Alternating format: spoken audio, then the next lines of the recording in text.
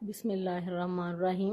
السلام علیکم dear students, education second year. آج کا ہمارا لیکچر جو ہے وہ مسلمانوں کی آمد کے وقت برصغیر کی تعلیمی حالت ہے۔ آج ہم اس کو ڈسکس کریں گے۔ اس سے پہلے ہم نے مسلم مفکرین تعلیم جو ہیں ہم نے ان کو ڈسکس کیا، امام غزالی، ابن خلدون، ابن سینا اور علامہ زرنوجی کے تعلیم کے مقاصد کیا تھے، نصاب کیسا ہونا چاہیے، طریقہ تدریس جو ہے وہ کیسا ہونا چاہیے۔ آج ہم بات کر رہے ہیں مسلمانوں کی آمد کے وقت برصغیر کی تعلیمی حالت۔ مسلمان جو ہے وہ جب برصغیر، یعنی برصغیر کو چھوٹا بر اعظم کہا جاتا ہے، کہ یہاں پہ جب مسلمان جو ہے وہ حکمران بنے ہیں تو تعلیم کی صورتحال کیا تھی۔ جیسے کہ آپ کو پتہ ہے کہ 712 میں محمد بن قاسم نے سندھ کو فتح کیا اور اپنے ساتھ علماء دین جو تھے ان کو لے کے آیا۔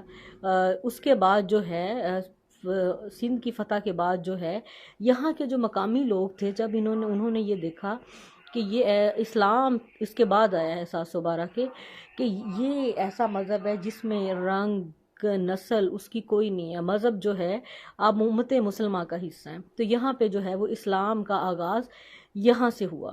اس سے پہلے یہ خطہ جہالت اور تاریخی میں ڈوبا ہوا تھا، اور آپ کو پتہ ہے کہ یہ ہندو جو معاشرہ تھا یہ 4 طبقات میں تقسیم تھا۔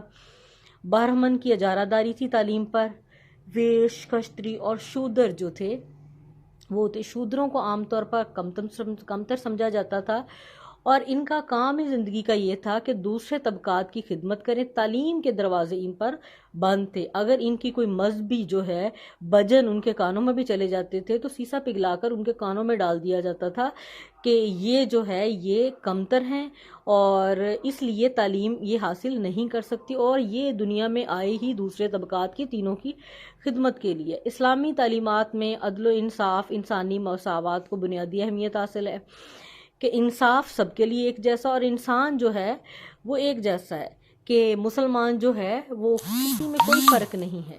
اگر ہے کسی میں کوئی فرق ہے تو وہ صرف تقوی ہے، یعنی پرہیزکاری کی بنا پر کسی میں جو فرق ہے، ویسے جو ہے وہ مساوات، عدل و انصاف جو ہے وہ اسلامی تعلیمات کی بنیاد ہے۔ اس لیے مسلمان جہاں بھی پہنچے، آبادی کی اکثریت مسلمانوں کی علم دوستی اور ان کی اعلیٰ معاشرتی جو ہماری اقدار ہیں، جو ہماری ویلیوز ہیں، اس کے نتیجے میں اسلام میں داخل ہو گئی۔ تو اسلام یہاں بھی جو ہے وہ تلوار کے زور پہ نہیں پھیلا۔ یہاں کا ہندو معاشرہ بھی مسلمانوں کی اعلیٰ روایات سے متاثر ہوا، اور ان میں بھی عمومی تعلیم کا تصور فروغ پا گیا کہ تعلیم سب کے لیے ہونی چاہیے۔ برصغیر کے مسلمان حکمران، علماء، امراء، حتیٰ کہ عوام بھی اسلام کے ہماگیر تصور تعلیم سے آگاہ تھے۔ مسلمان حکمران عملاً خود بڑے عالم اور فاضل بھی تھے۔ علاء الدین خلجی اور اکبر جیسے حکمران جو خود عالم نہ تھے، وہ بھی تعلیم کے فروغ میں بہت فراغ دل تھے۔ انہوں نے بھی تعلیم کی اشاعت کے لیے مسجدیں اور مدارس تعمیر کروائے، اساتذہ اور طلباء کے لیے جو تھے اسکالرشپ مقرر کیے، ممکن حد تک تعلیمی سہولتیں بھی مہیا کی، جس سے برصغیر میں تعلیم عام ہوگی۔ یہ تھا کہ اسلام میں تعلیم کا جو ہے وہ مفت تعلیم کا تصور ہے۔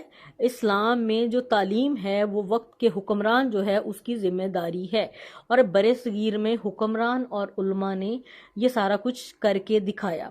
برصغیر کی نظام تعلیم کی نمایاں خصوصیات کے پہلو دیکھ لیتے ہیں کہ برصغیر میں اپنے دور میں مسلمانوں نے اشاعت تعلیم میں جو اقدامات کیے ان کے انمٹ نقوش جو تھے وہ یہاں پہ نقش ہو گئے، یہاں کی سیاسی، سماجی اور معاشرتی زندگی پر موجود ہیں۔ مسلمانوں کے ہاں جاہل اور ان پڑھ ہونا بری بات تھی، کیونکہ ہمارا مذہب جو ہے علم حاصل کرنا ہر مسلمان مرد اور عورت پر فرض ہے، تو اس لیے مسلمانوں کے ہاں جاہل اور ان پڑھ ہونا بہت بری بات ہے۔ بڑی بڑی بستیوں اور قصبوں میں تعلیم کے فروغ کے لیے کئی مدرسے ہوتے تھے، جہاں دینی تعلیم، قرآن، حدیث اور فقہ کے علاوہ شاعری، صرف و نحو، گرامر کو کہا جاتا ہے، اور تاریخ اور جغرافیہ کی تعلیم دی جاتی تھی۔ قرآن، حدیث، فقہ، اس کے علاوہ گرامر یعنی صرف و نحو، شاعری اور تاریخ اور جغرافیہ کی تعلیم بھی دی جاتی تھی۔ مسلمان حکمرانوں کی علمی سرپرستی کا سلسلہ انگریزوں کے اقتدار پر قابض ہونے تک رہا۔ انگریزوں نے ہندوستان پر قبضے کے بعد مسلمانوں کے نظام تعلیم کو بہت نقصان پہنچایا۔ وہ کیسے پہنچایا وہ ایک الگ موضوع ہے، کیونکہ انہوں نے مسلمانوں کا جو ذریعہ تعلیم تھا فارسی تھا اس کو ختم کر دیا تھا کہ انگریزی جو جاننے والے لوگ ہیں وہ ہی حکومتی مشینری میں کارگر ثابت ہوں گے۔ اس طرح جو تھے مسلمانوں کو تعلیم کے میدان میں بہت نقصان اٹھانا پڑا۔ تعلیم کے چند نمایاں پہلو ہیں جن کو ہم ڈسکس کرتے ہیں۔ پہلا ہے جی مقاصد تعلیم۔ کسی بھی نظام تعلیم کی جب ہم بات کرتے ہیں تو مقاصد تعلیم جو ہے ان کو بنیادی اہمیت حاصل ہے۔ مقاصد کے بغیر منزل کا تصور ناممکن ہے۔ مقاصد کو نظام تعلیم کی بنیادی حیثیت حاصل ہے۔ اسلام میں تعلیم اور تعلم کا اصل مقصد جو ہے وہ کیا ہے؟ اللہ تعالیٰ کی رضا ہے، اخلاق حسنہ کی تکمیل ہے اور علم کی روشنی سے جہالت کے اندھیرے کو دور کرنا ہے۔ رضا الہی کا اصول ہمیشہ سے مسلمانوں کے مقاصد تعلیم میں رہا ہے کہ آپ نے دنیا اور آخرت میں اگر کامیابی حاصل کرنی ہے تو اللہ تعالیٰ کو راضی کرنا ہے۔ اللہ تعالیٰ کو راضی کیسے کرنا ہے؟ کہ قرآن حدیث اس کے بتائے ہوئے راستے پہ ہم نے چلنا ہے۔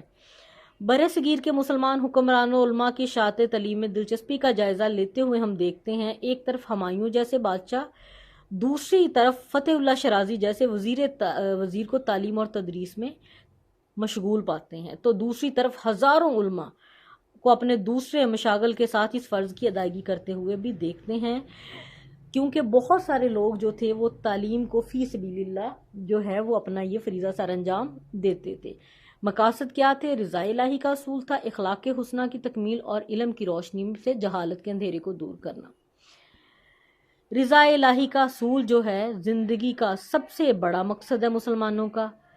حضور صلی اللہ علیہ وسلم نے فرمایا جس نے اس علم جس سے اللہ کی خوشنودی حاصل کی جا سکتی ہے اس سے حاصل کیا، اسے اپنی کوئی غرض دنیاوی غرض حاصل کرے تو قیامت کے دن جنت کی خوشبو نہیں پائے گا۔ برصغیر پاک و ہند میں ان لوگوں کے علاوہ جنہوں نے تعلیم کو بطور پیشہ اختیار کیا بے شمار ایسے لوگ بھی تھے جن کی معاشی مشاغل یعنی کام کچھ اور تھا، لیکن انہوں نے سیکھا محض رضا الہی کے لیے دوسروں کو سکھانے کی کوشش کی۔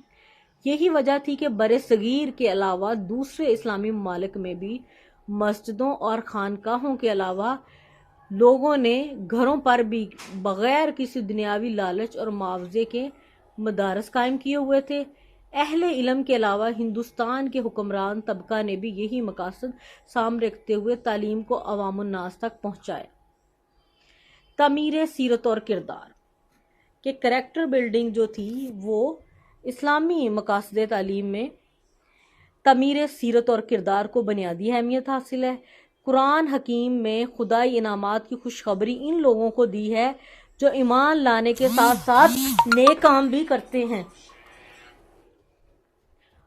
اسلام نے تربیت اخلاق کو تعلیم کا لازمی جزو قرار دیا ہے۔ برصغیر پاک و ہند میں بھی علماء اور صوفیاء نے تعلیم کے ذریعے طلباء کا کردار اور ان میں اعلیٰ اخلاق پیدا کرنے کی کوشش کی، وہ کردار جو کہ آپ کو رضا الہی کے اصول کے قابل بنا سکے، وہ کردار جو کہ ایک صالح معاشرہ تشکیل دینے میں ہماری مدد کر سکے، وہ کردار جو کہ ہماری اسلامی اقدار اور روایات پر عمل کر سکے، یہ تعلیم کے مقاصد اور میں شامل تھا۔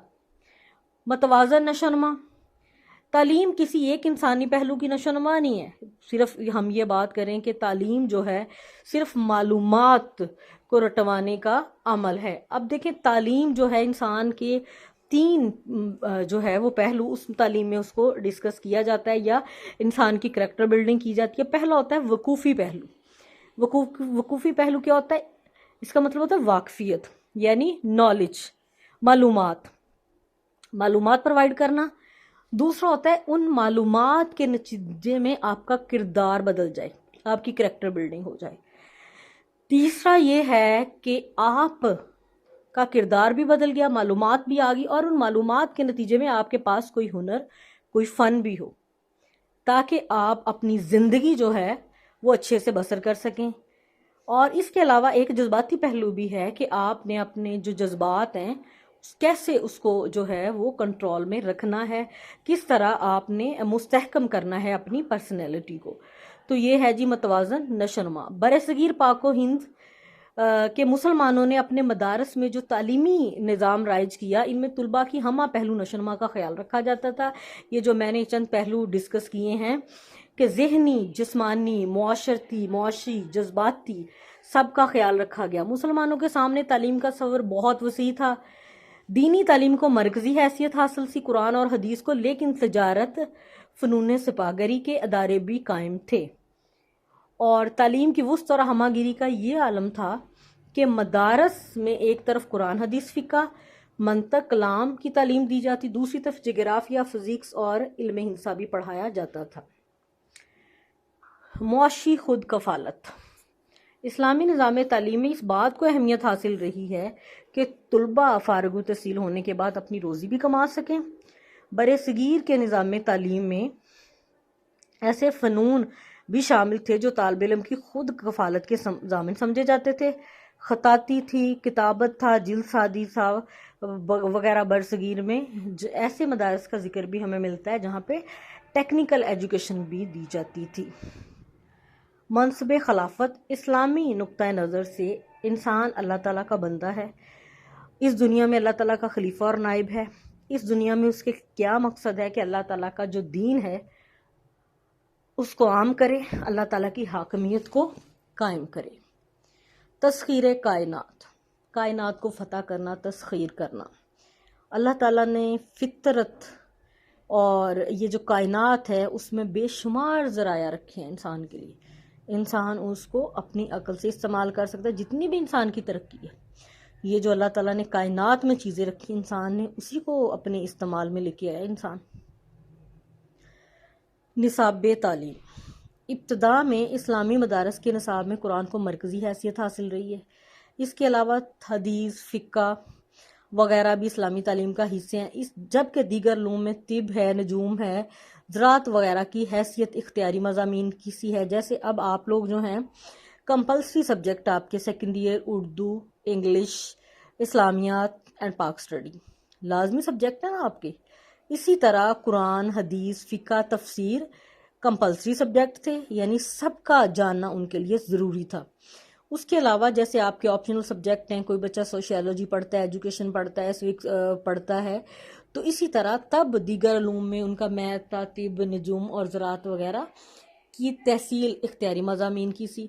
طلباء کو اپنی دلچسپی کے مطابق جو سبجیکٹ تھے وہ رکھنے کی آزادی تھی، تاہم وہی قرآن کو مرکزی حیثیت حاصل تھی۔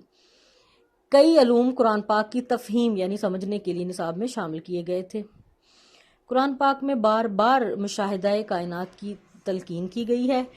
مشاہدہ کائنات کی تاکید ہے کہ سائنسی علوم کو ترقی ملی اور یہ نصاب کا حصہ بن گئے۔